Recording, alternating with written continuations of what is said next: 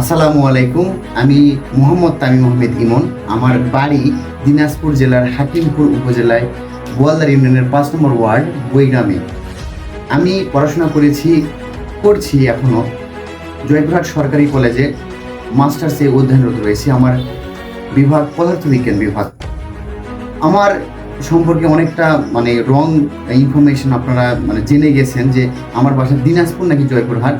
আসলে আমার বাসা বা বাড়ি যেটাকে আমরা বলি, আমার জন্মভূমি দিনাজপুরে, কিন্তু আমার জীবনের গুরুত্বপূর্ণ সময়গুলো কাটিয়েছি আমি জয়পুরহাটের কাছে আমি ঋণী। যদি আপনি বলেন যে দিনাজপুর এবং জয়পুরহাটের মধ্যে কাকে এগিয়ে রাখবেন, আমি বলবো দুজনেই ২০।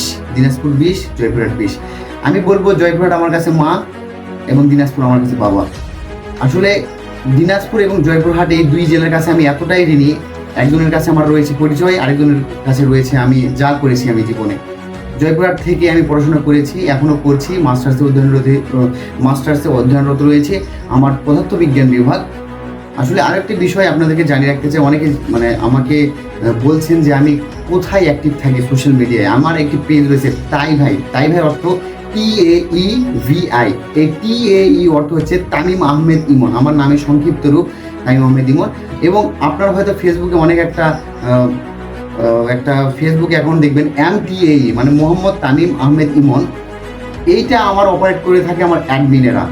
আসলে আমার অ্যাডমিন মডারেটর আমার পেজে রয়েছে, আমার কয়েকটা পেজ রয়েছে, যেমন স্পোর্টস ল্যাব, 143 ইংলিশ এবং তাই ভাই। এই পেজগুলো আমি অপারেট করে থাকি।